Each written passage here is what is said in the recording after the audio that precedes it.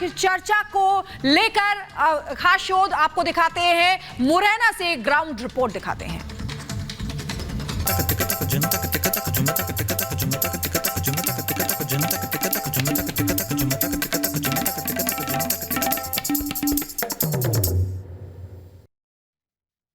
इस समय हम मौजूद हैं मुरैना में।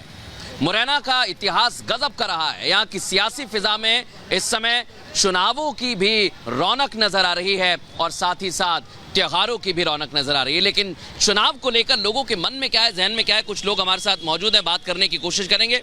क्या नाम है भैया आपका? मेरा नाम है रामस्वरूप कामर। बहुत बढ़िया। रामस्वरूप जी, क्या चल रहा है माहौल मुरैना में? जो माहौल है कि ग्रामीण क्षेत्र से यहाँ से ग्रामीण क्षेत्र से लेकर और मुरैना तक 80% मतदान कांग्रेस के लिए, दिनेश भाई के लिए। ये इनको देख के तो नहीं कह रहे? क्या नाम है भाई साहब आपका? मेरा नाम श्यामवीर प्रजापति है, मैं जिला उपाध्यक्ष। कांग्रेस को टक्कर कौन देगा ये बताओ आप? तो रघुराज कंसाना देंगे या रुस्तम सिंह जी के बेटे देंगे? देखिए क्या है, अब क्या है कि कांग्रेस की एक तरफा लहर चल रही है। अच्छा। और बीजेपी के जो हमारे विधायक हैं का चुनाव लड़ रहे हैं, आदरणीय रघुराज कंसाना जी, वो तीसरे स्थान पर जाएंगे और बसपा से टक्कर होगी। है कि नहीं जी? बीएसपी में जो 5 नंबर का विधायक रुस्तम सिंह जी है ना, उन्होंने जो विकास कराया वो मुरैना में पूरी लोकसभा में किसी ने विकास नहीं कराया, इसीलिए वो बीएसपी में पहुंचे हुए हैं। ऐसा है, बीएसपी के पास न तो कोई मॉडल है और न कोई उनकी नीति है और न उनकी कोई सरकार बननी है।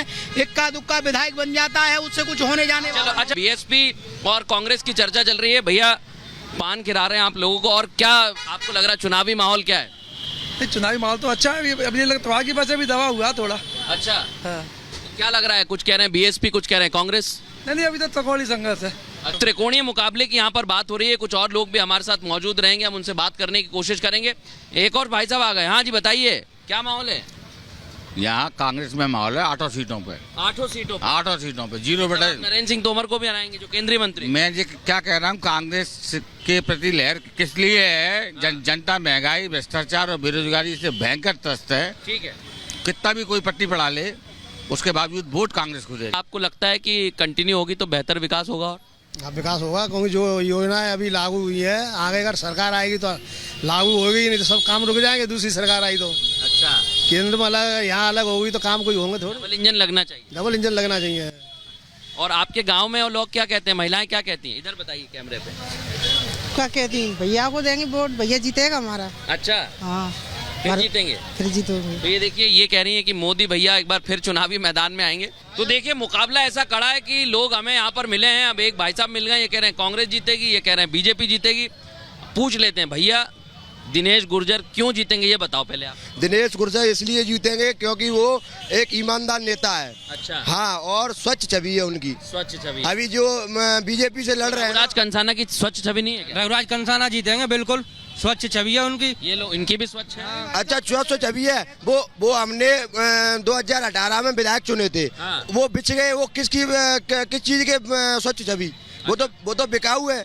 अच्छा, बिकाऊ है वो। टिकाऊ का मुद्दा है कि नहीं, बिल्कुल नहीं है। सरकार बनी थी, सरकार विकास कर रही है, बीजेपी विकास कर रही है। डबल इंजन लगाएंगे। बिल्कुल डबल इंजन फेल हो गया। एक इंजन बचा है मोदी जी का, वो भी 24 में फेल होने वाला है। अच्छा। हाँ। लेकिन 23 में तो ये कह रहे हैं कि फेल हो जाएगा, 24 में भी होगा। बिल्कुल नहीं फेल होगा। अच्छा, क्या नाम है आपका ये बताओ? ओपी कंसाना। कंसाना साहब, ये लो कंसाना है ये। और गुर्जरों का यहाँ पर वर्चस्व है। तो गुर्जर क्या बसपा का कुछ है रोल यहाँ पर, आपको लगता है दोनों को? नहीं, बसपा का नहीं, बसपा का। तो यहाँ पर देखिए बहुत अलग अलग माहौल बने हुए हैं। भैया क्या नाम है आपका? इधर खसको जरा थोड़ा सा। हाँ, क्या माहौल है? रवि शर्मा। चुनाव का क्या माहौल है ये बताओ जरा। चुनाव का टक्कर है? टक्कर चल रही है। बीजेपी कांग्रेस की टक्कर है? बसपा की है? बीजेपी नहीं। बीजेपी जीतेगी? बीजेपी। क्या नाम है भैया? जगदीश गुर्जर। हाँ गुर्जर जी, क्या माहौल चल रहा है चुनाव का? कांग्रेस चल रही है जुड़े में। कांग्रेस। तो ये देखिए, कहीं कांग्रेस है, कहीं बीजेपी है, कहीं त्रिकोणीय मुकाबला है, तो कहीं बसपा की बात हो रही है। और यही एक बहुत बड़ी विडंबना है कि जो समाज का वोट है वो किधर जाएगा। लोग तो इसी तरह की बात कर रहे हैं, लेकिन ये भी कह रहे हैं कि विकास हुआ है और विकास होता रहना चाहिए। लेकिन मुरैना में त्योहारी सीजन है, चुनाव का भी माहौल चल रहा है। अब यही देखना होगा कि आने वाले समय में जनता किस पर भरोसा जताती है और किसकी विजय यहाँ से होती है।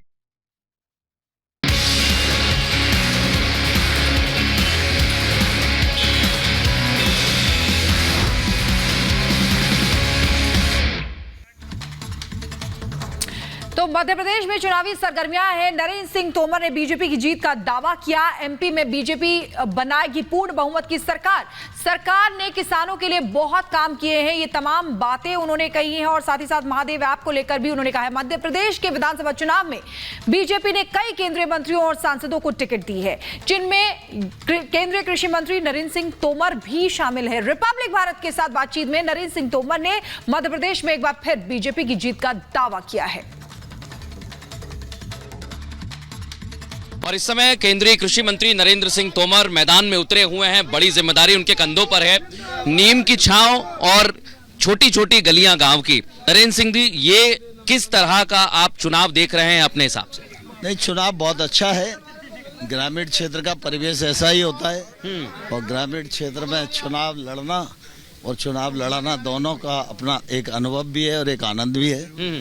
और सभी गांव के लोग इकट्ठा होते हैं, सभी भारतीय जनता पार्टी को समर्थन दे रहे हैं, जिताने के लिए संकल्प कर रहे हैं। हम दिमनी विधानसभा भी जीतेंगे और पूरे मध्य प्रदेश में भारतीय जनता पार्टी के पक्ष में माहौल है और हम लोग कंफर्टेबली सरकार बनाने में सफल होंगे। ये आपने कहा कि कंफर्टेबली बना रहे हैं। हमारे जैसे सेगमेंट का नाम है चलते चलते, तो चलते चलते हमने देखा कि दिमनी में लोग कह रहे हैं कि आप विधायक नहीं मुख्यमंत्री चुन रहे हैं और सबसे बड़ी जीत यहाँ से होनी चाहिए। इसको लेकर आप क्या कहेंगे? क्या आपको भी उम्मीद है?